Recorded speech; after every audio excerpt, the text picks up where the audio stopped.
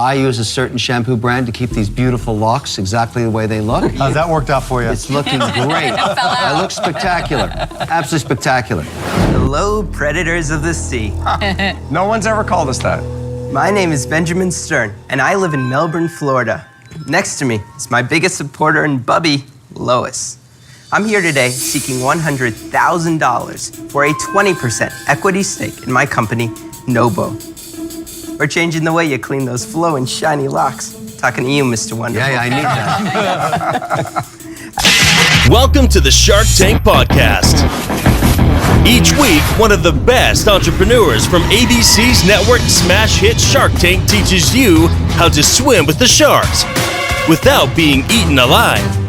And now your host, serial entrepreneur, TJ Hale.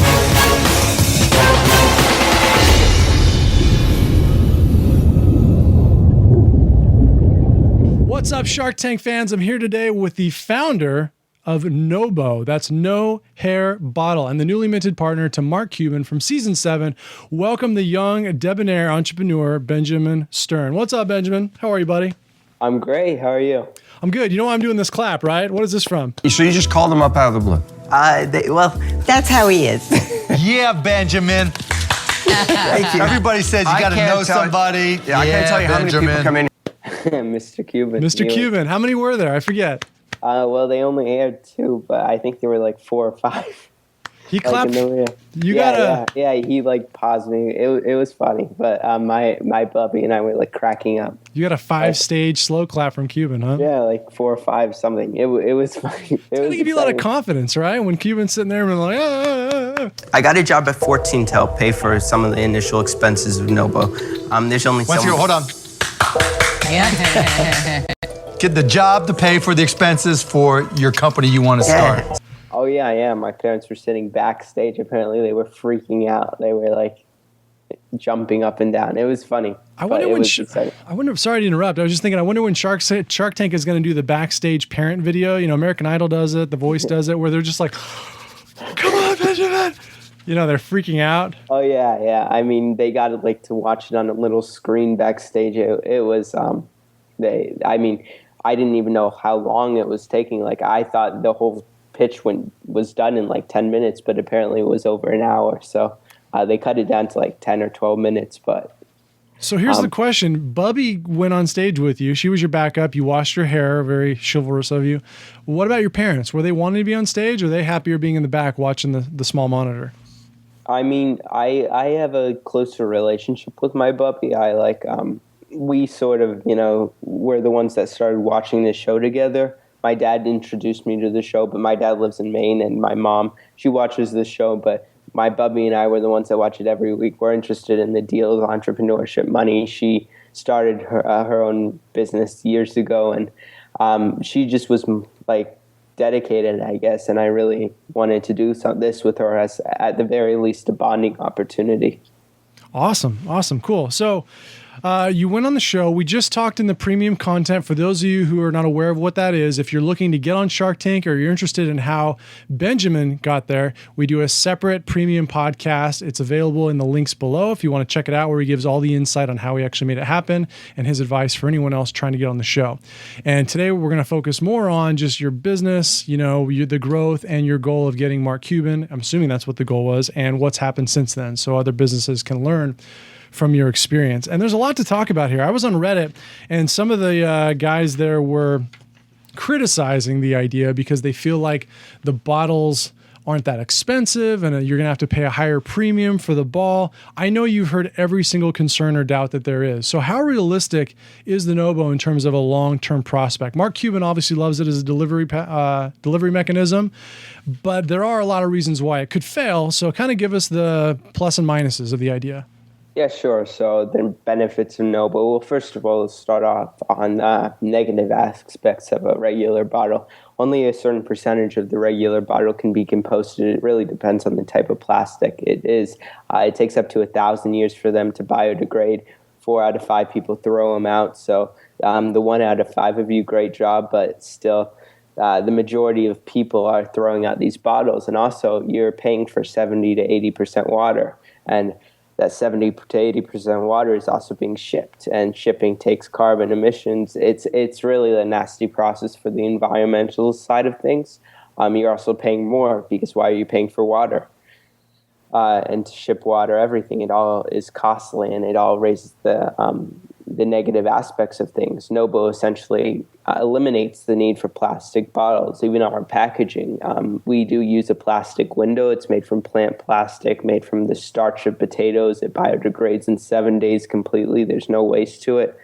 And on an environmental side, there's no waste. On a financial side, it's much cheaper. You're not paying for the cost of the shipping, the cost of the water and everything. It's completely removed.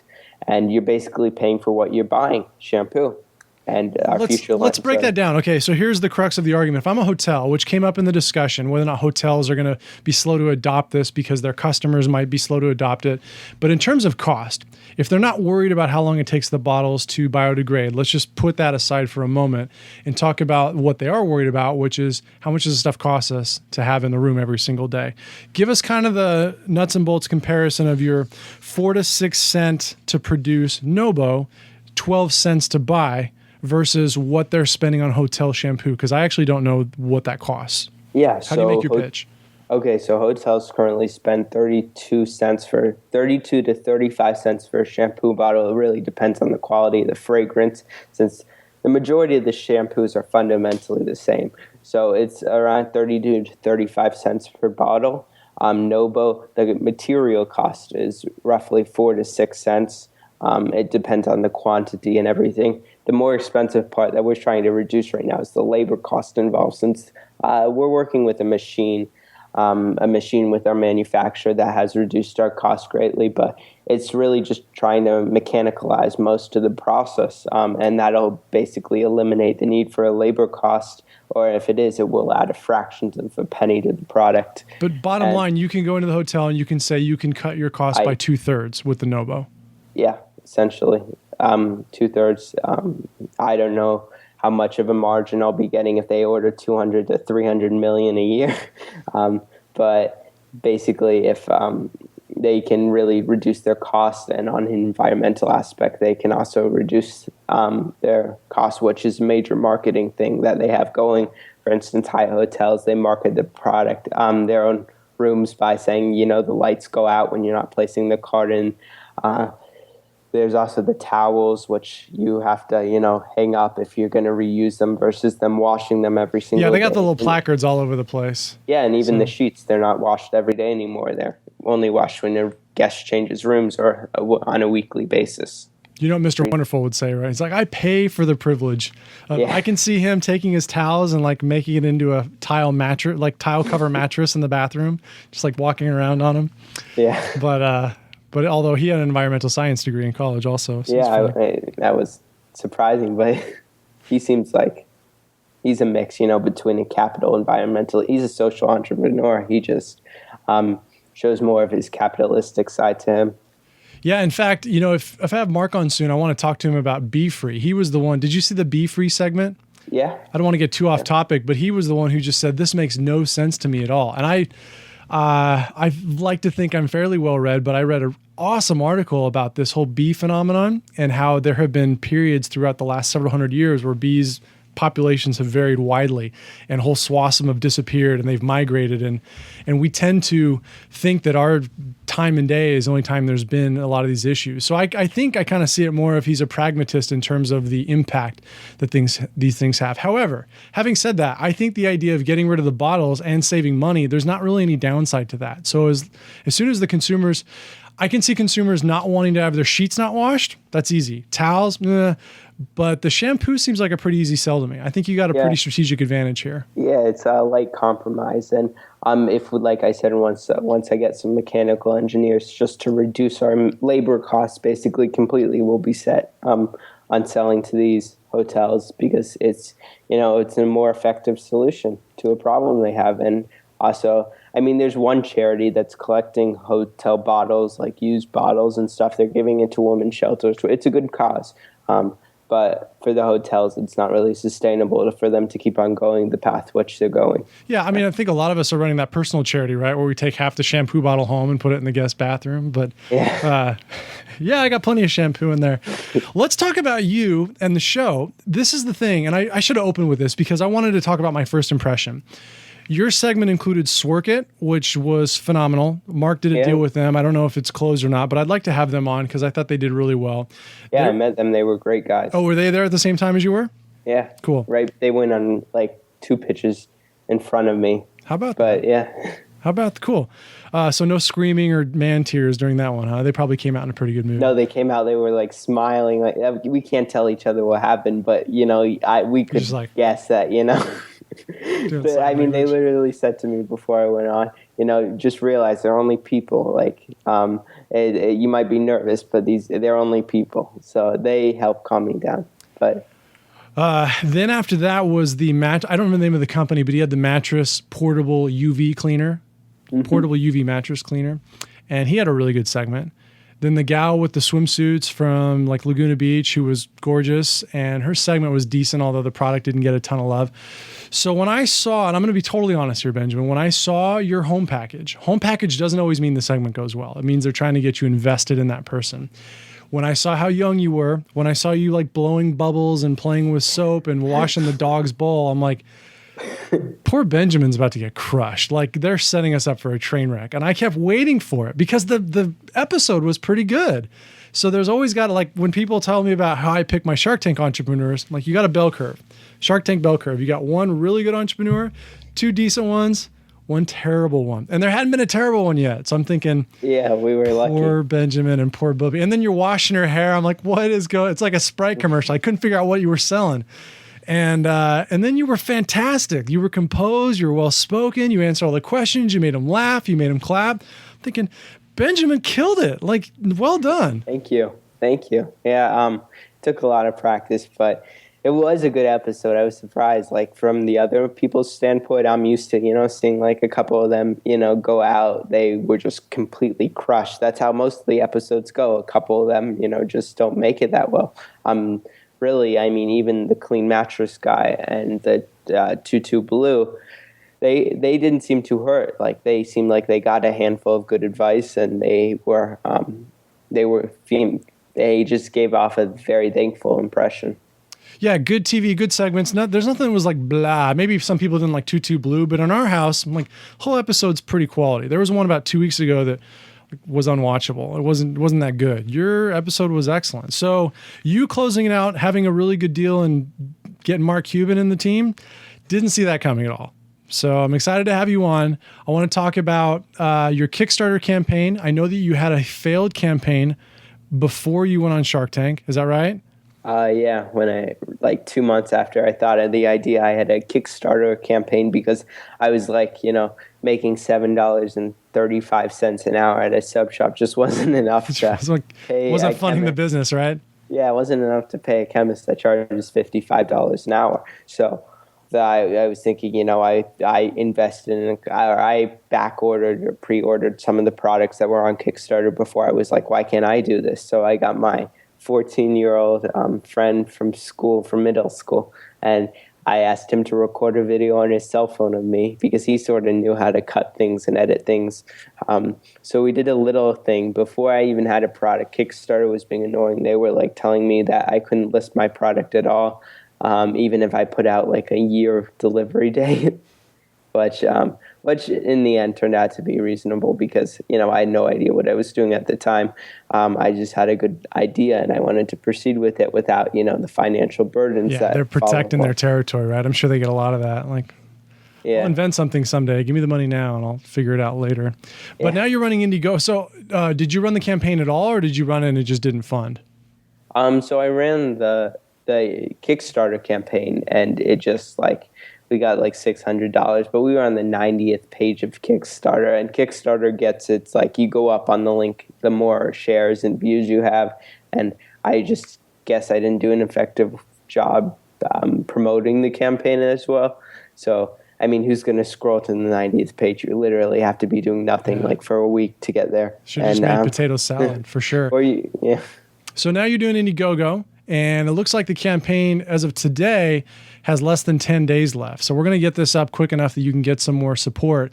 But, I noticed that when people saw that you were doing Indiegogo, they assumed that maybe your deal with Mark didn't work out. Otherwise, why would you need Indiegogo? And I think of it the reverse. I'm like, well, why not do Indiegogo? Just one more arena. So how did that conversation happen? Was that Abe's idea? Did you want to rebound from your original Kickstarter campaign? What was it, Mark's idea? What happened?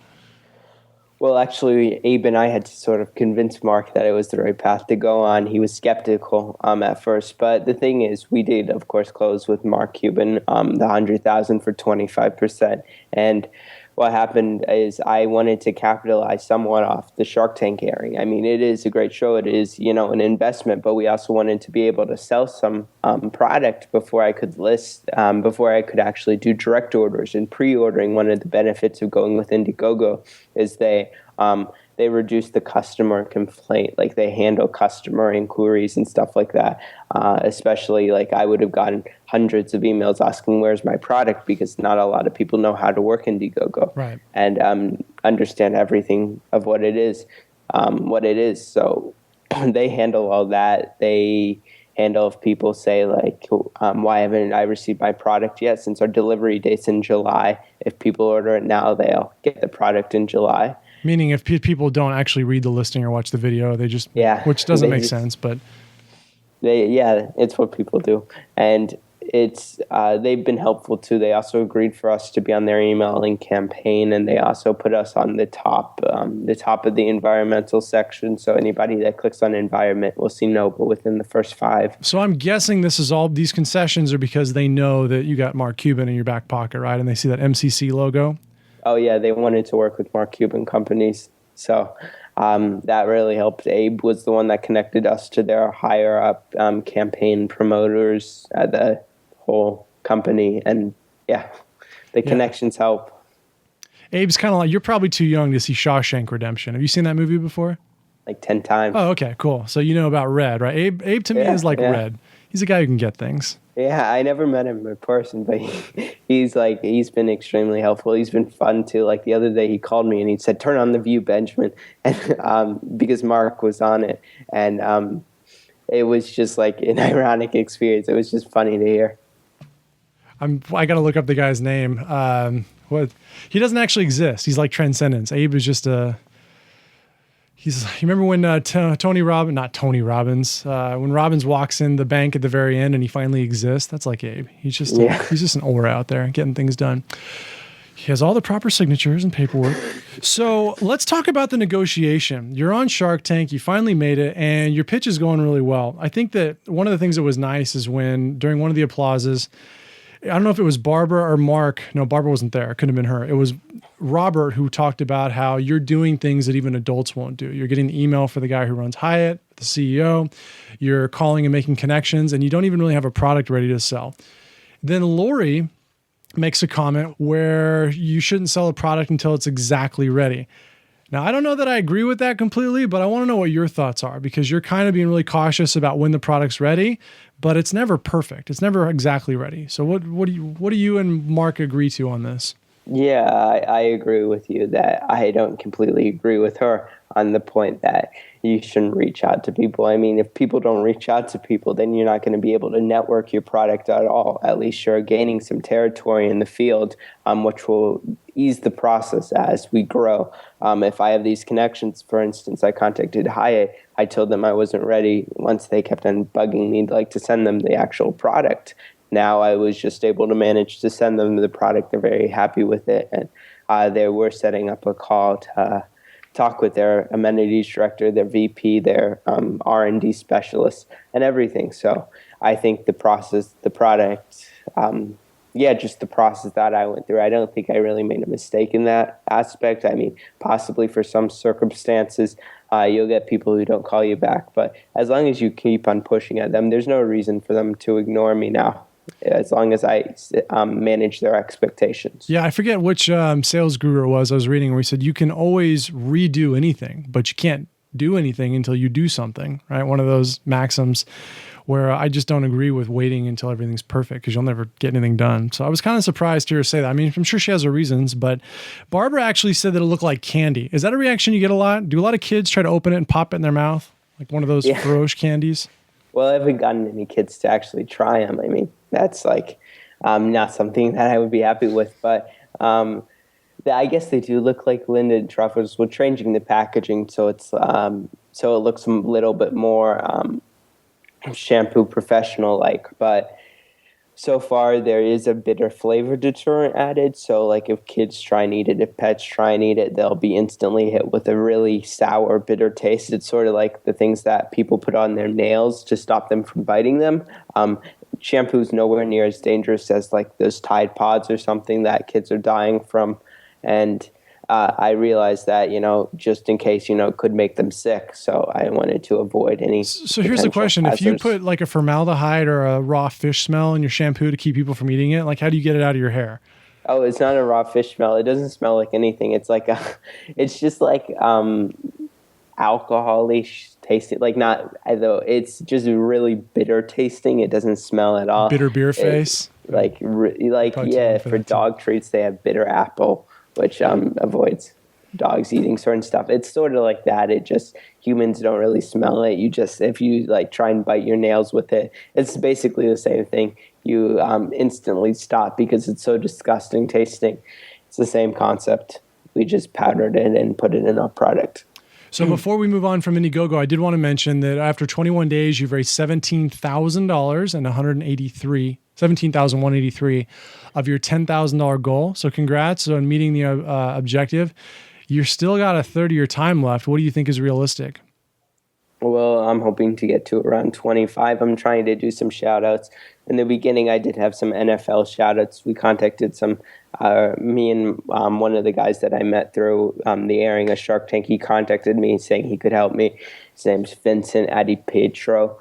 He really contacted, he had a lot of contacts with NFL players, and he managed to get them to give free shout-outs. People like Brian Cushing. We're trying to get C.J. Anderson on the Broncos right now. So it's just been an exciting process, and they helped us a lot. But I'm hoping to get to 25. Within the first 3 days, we were funded. Abe was telling me how we probably could have gotten around $200,000 if we'd offered the product when the episode aired that full weekend. But I had a problem with my manufacturer where we were just going back and forth. She wasn't giving me what I needed, so we had to go to another route. And it was just a long process, but I managed to, 1 week later, I managed to offer the product. But of that, we lost a lot of the Shark Tank wave, and that was it was painful to see. But Shark Tank was the initial airing. It would have been amazing. It would have been amazing for the company, but it's still going to grow. We still have Mark on our side. So you couldn't pre-sell anything then. So you didn't have anything for sale? Well, I had. The thing is, I had good lead times. I just I wasn't certain on a couple extra ingredients we added to the product, how that would affect our price. And I didn't want to make them too high on the consumer, and I didn't want to take the risk of it being too low or too high.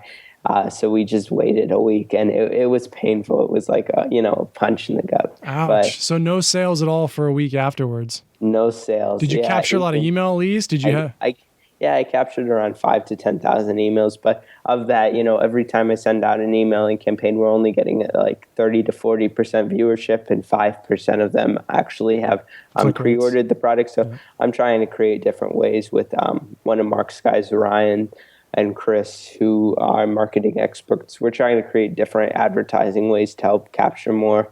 I wonder if it would have made more sense to do the pre-sale or just do the out of stock and because I just had an interview 2 weeks ago. I forget. It was Combat Flip-Flops. I just posted them. Yeah, he said they were out of stock out of almost everything. So they took the order and then just emailed them and said, look, so you can't have this. We will email you when you can have it. And then he said of every order they got, maybe 50 people asked for a refund.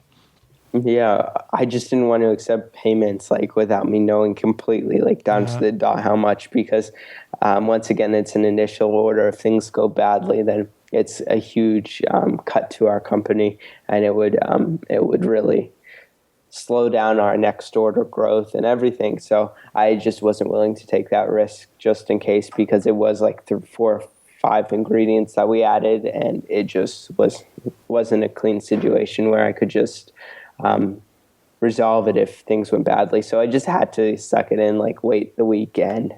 That's a bummer. Well, hey, you have prudence at your age that's admirable. So that's a bummer, though, that you couldn't make the deadline, because fortunately, at your age, you got a lot of time to make it up. You're not one of those people who's 50 who missed their big shot. I spoke with Lonnie Lanzari from Simple Sugars, and she said every time she gets a rerun on CNBC, she takes in around $50,000. She said she's one of the few, but we had sort of like similar pitches. So I'm hoping we get something, at a similar priced product. And you're the new young gun, though. She's like an old lady now, right? She's old news. She's 21. It's crazy. It's crazy. Yeah. But no, that's cool. It'll be interesting to see what happens. And, I guess you guys did take Lori's advice. You waited till you got it right. I think you'll do more than 25. Usually you're going to see a push at the end, similar to the beginning. I would expect you to do at least 35, but I'm assuming you guys are going to do a big rush right at the end, right? And try to get as many as you can. It's possible. I mean, I tried to reach out to a couple people like Justin Bieber and also Ronnie from Jersey Shore. They are contacts that I sort of connected with. So if they're willing to do it for free, like just spread it out, I'm sure we'll have a bigger rush. Cool. And also I'm teaming up with a new product called Colorator. They're going to be on a new show, America's Greatest Makers.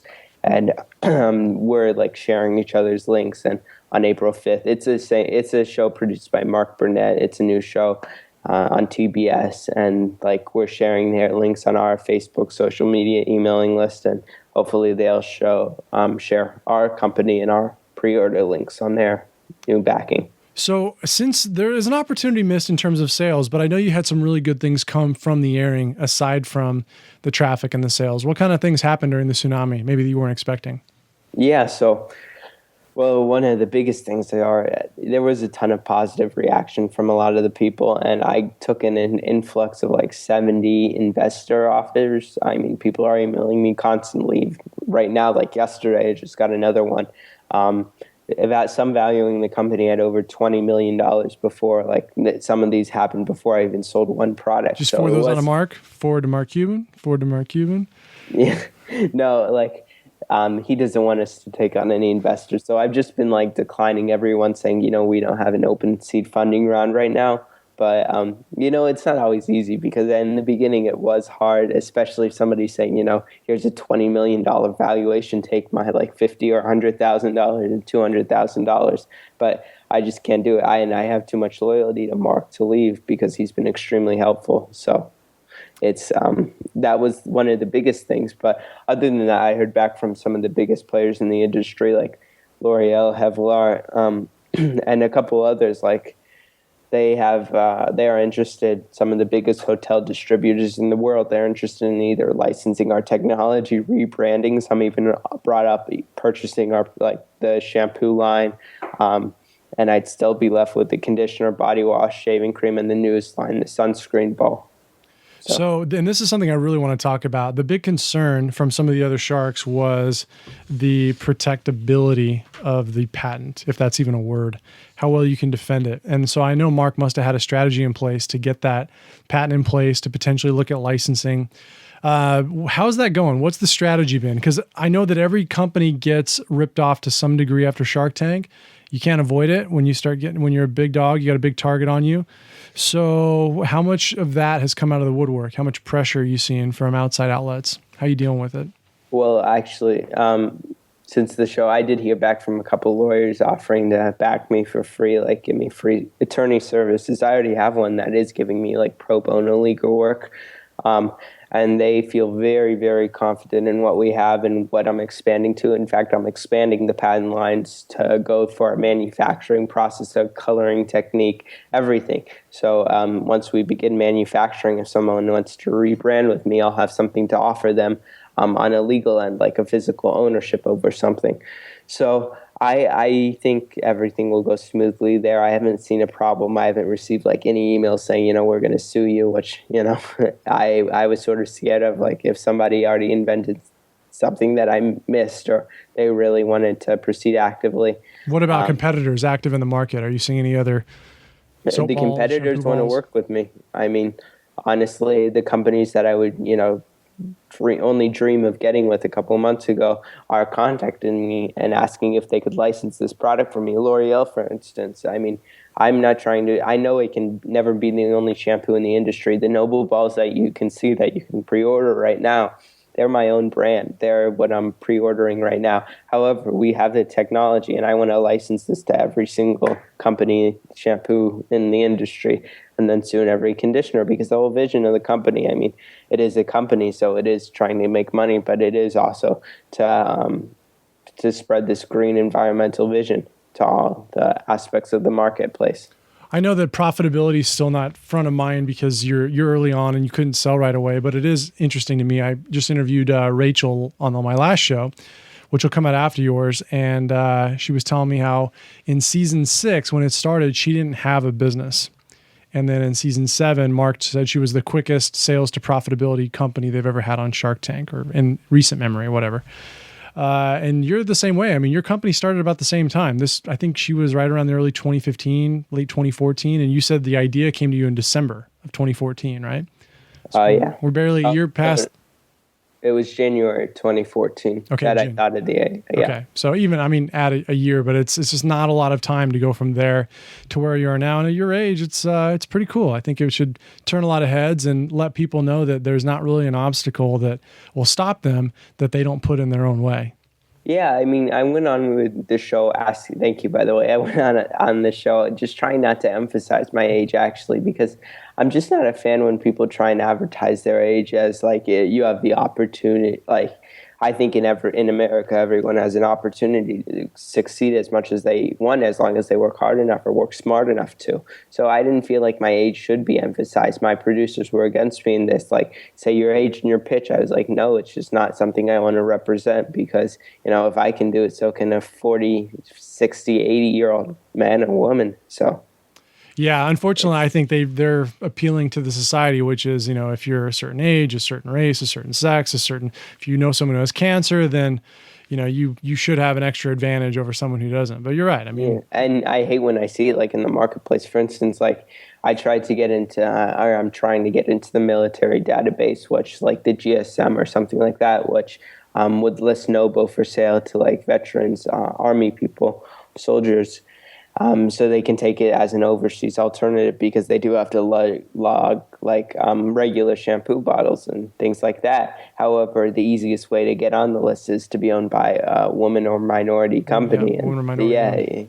So it's just been a struggle. Just like everyone has an opportunity. Why can't they see that when they're trying to sell it? We don't want to pull my string on that conversation. So the first offer you got after Lori went out, Kevin said this is a delivery mechanism and it will all depend on the patent. He felt like it was a long journey. Might have been right. He's out. Obviously, Mark was willing to make that journey and Kevin was not. Robert then gave you an offer on television for $100,000 for 20%, which is what you asked for. And that was contingent on the patent, which to me, I liked his pitch and I liked the words he was using. But if it's contingent on the patent, that's a long journey too. He's basically saying the exact same thing that Kevin is saying. That I'll give it to you, but I mean, what are you going to do between then and now? That's a long time to not have the money or the expertise if Robert's not active in the company. So I didn't see that as being an offer that you could take at your stage. I mean, he emphasized sort of, I'm not sure how much of this was cut, but he did say, I really want to promote your patent more. You're trying to license this while it's still patent pending, and that's possible. I mean, it doesn't happen as often in the industry, but it is possible to do. So if we were going to do something like that, he would have given us the money if we got interest from licensing it immediately. Just license off a provisional patent until the other one clears. Yeah, and then he said you could do that for segments and then continue on your own. And I'm thinking that's going to take a lot of work and insight on his part. I would be leery of that. But and that's when they cut to Mark Cuban saying this. You know what? Look, I love it. Absolutely love it. You remind me of me. I had a guy, Zach Pilosoft, who when I was 16 helped me fund my own business and got me started and really did a lot for me. So he tells you that you remind him of him. talks about hot tot and kiss sticks. I mean, at this point, you got to be feeling pretty confident that Mark's in the deal, right? Oh yeah, I mean, I felt certain he was gonna offer us something when he like was clapping and everything. Even in the early stages, like you can sort of see it on his face in the beginning of every pitch if he's someone interested. And when we walked in, he was smiling. So I was like, that's a good way to start the pitch. So I felt confident he was going to say something. I just didn't know at the time how much he was going to ask for. And then, so you're worried now. Maybe he's buttering you up. He's doing the Lori butter up for like the big 40% offer. But he said $100K for 25%. So he put a little premium on himself over Robert. And then Barbara out of nowhere gives you a full price offer contingent on Estee Lauder. Although the last thing we heard her say on TV was that she thought it looked like chocolate. So she went from it looks like it's edible to looks like a Valentine's Day gift to I'll make you a full price offer if Estee Lauder bites. Was she involved in the conversation up to that point more than that? She like took I think she took like 20 minutes of more on the back end, just listening in onto what we were talking about. They were arguing a little bit with each other on where they saw the product. Mark obviously didn't want to go into licensing immediately. Robert was completely focused on licensing immediately.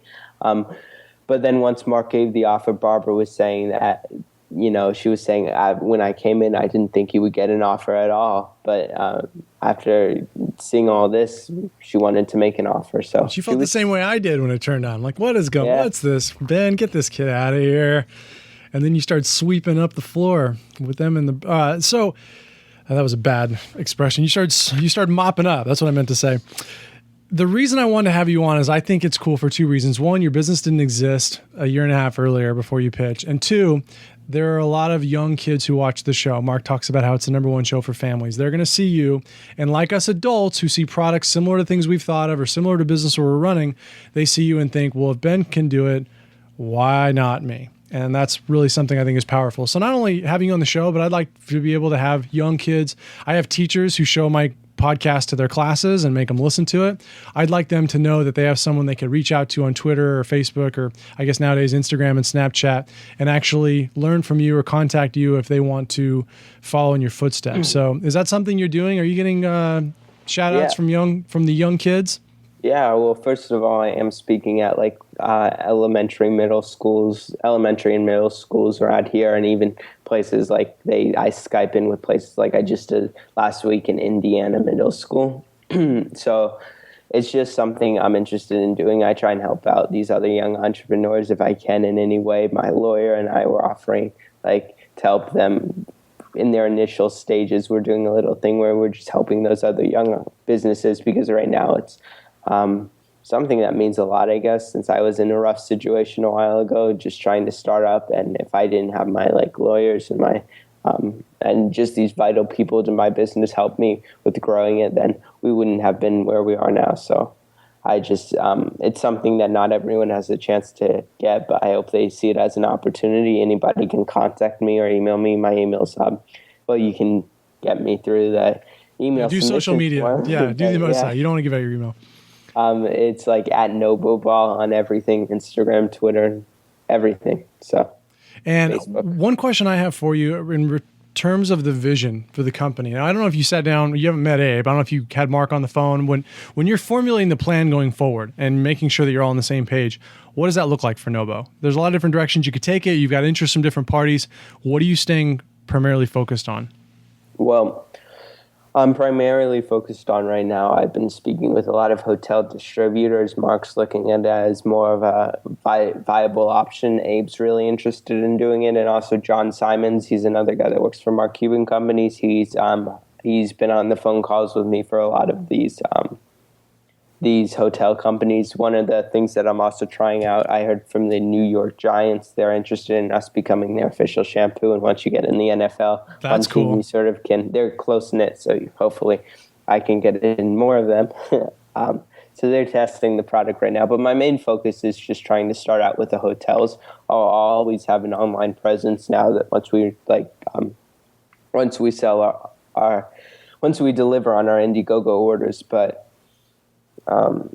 I really am trying to focus on hotels since they contribute a vast amount of the waste and also there are products like a Perfect Solution. But the other market that we're trying to slightly approach is the travelers market. Since NOHBO's TSA compliant, you can travel with it without the worry of a plastic bottle mess. Yeah. And, Mark was concerned about the adoption rate in the hotel industry. Is that something he's warm to, or are you still in the test phase? Because it sounds like they're interested, but I agree that could be a valid point. He's much more interested in proceeding with with the hotels, just from a distributor endpoint. Like, it's very hard to get into one huge hotel chain, since 90% of their chains are actually franchises. So the easiest way is to do it through a distributor. And since the distributors are offering to take over all the logistics and sales end sides, I was hoping to proceed on that end through the distributors, and he's very, very open to that. Yeah, you're an advantage, because once it gets in the hotels, I think a lot of people will recognize it from Shark Tank, and maybe it'll remind them to go out and buy some for the house. Yeah, and ShamWow, buy some for the car, for the RV, for the boat, Yeah, and I'm also trying to look into private labeling for. I can put any shampoo essentially in NOHBO, so I'm looking into private labeling for their own brands, use their own scents, and also if they want to license the technology and make it themselves, by all means. I'm glad you brought that up, because when you mentioned the cost of the hotel, I was thinking, well, what if I stay at the Ritz or the Four Seasons? They're not going to use the standard shampoo. Is there going to be a NOHBO ball for them, or are they just going to use your technology and do their own? Same with the NFL. I know they're probably not using Pert Plus. Oh yeah, well the NFL requires antibacterial, which is not usually in regular shampoo. It's in athletic shampoo. So they require special formulation. Old Spice, right? That's from the Old Spice Terry commercials. That's what they use. I don't know. Yeah. So the hotels, the main difference is usually the scents, and if it has sulfates and parabens in it, that's the main difference between shampoos in general. That's the main difference between a $100 shampoo and a $10 shampoo. So we can definitely customize any scent. For instance, one of the Indiegogo packages is like a $1,500 custom scented package. Surprisingly, one person actually bought it. I mean, that was exciting, but Abe called me up right after, and he was like, do you know her? Is that Bubby? Bubby? Yeah, but it takes much more time to produce, and it'll be more expensive, of course, since it's higher end ingredients, but it's possible, that we use individual scents for separate hotel lines. And where can people go to buy it? Should they go to Indiegogo, or should they go to a website? The best way, they're on our website, nohboball.com, NOHBOBALL.com. They can click on a link that'll take them to a place where they can buy it. Right now, we're offering it for sale on Indiegogo, but after these next 10 days, we will be selling them through another link, but it'll all be available and accessible through our website. Okay, perfect. Well, Benjamin, I want to congratulate you. At your age, I was a master also, but I was an Xbox master. I wasn't an entrepreneurship or Mark Cuban partner master. So I commend you for being so focused, and I think no matter what happens with NOHBO, it's going to be a great experience for you, whether you sell it or license it, or whether you make too much money and they kick you out. Who knows what's going to happen? But it's good to see someone at your age setting an example for others to follow, and we'll keep a close eye on you. So good luck to you. Thank you. Yeah. Would any of you consider joining? No.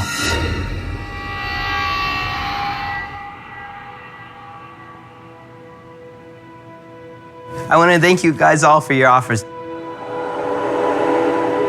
But Mark, we got a deal. Let's do this.